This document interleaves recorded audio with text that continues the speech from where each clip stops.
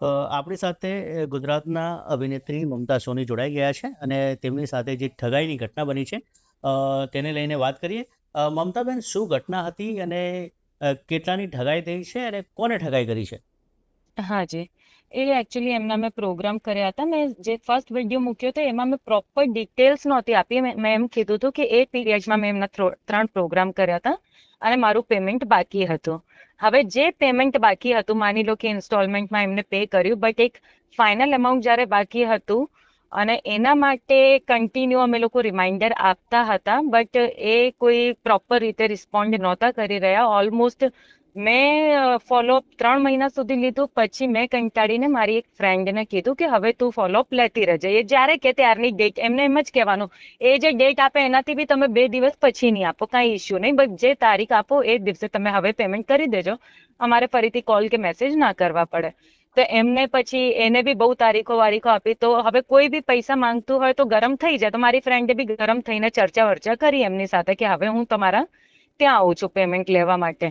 તો એમને પછી મારા જે ઓર્ગેનાઇઝર છે બાબુભાઈ ચૌધરી, એમને ફોન કરીને કીધું કે ભાઈ અગર તમે એમની જોડે આવવાના છો તો તમને તો કાંઈ નહીં થાય, પણ પેલી બેન સાથે એટલે બેનનું મર્ડર કરી નાખીશું આ તે. જી. તો એ જ્યારે ધમકી મળી એના પછી જ મેં પોસ્ટ મૂકી.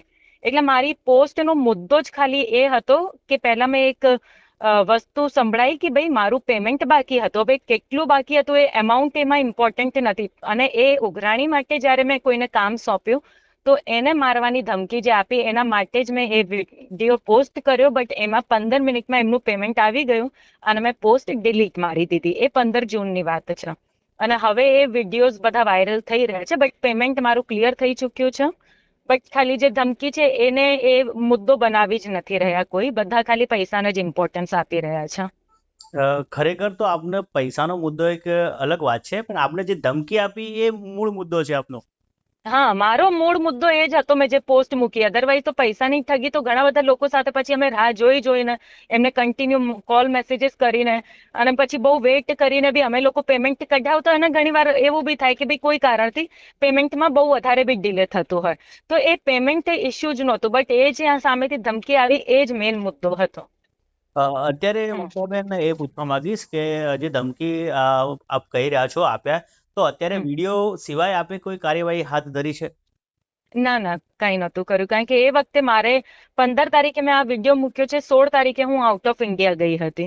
એના પછી મારે 19 તારીખે હું રિટર્ન આવી છું. તો 19 તારીખે તો એમ બી હાથમાં જતું રહ્યું અને જી મમતાબેન, ખૂબ ખૂબ આભાર ઇન્ડિયા વોઇસની સાથે વાત કરવા બદલ. હા જી.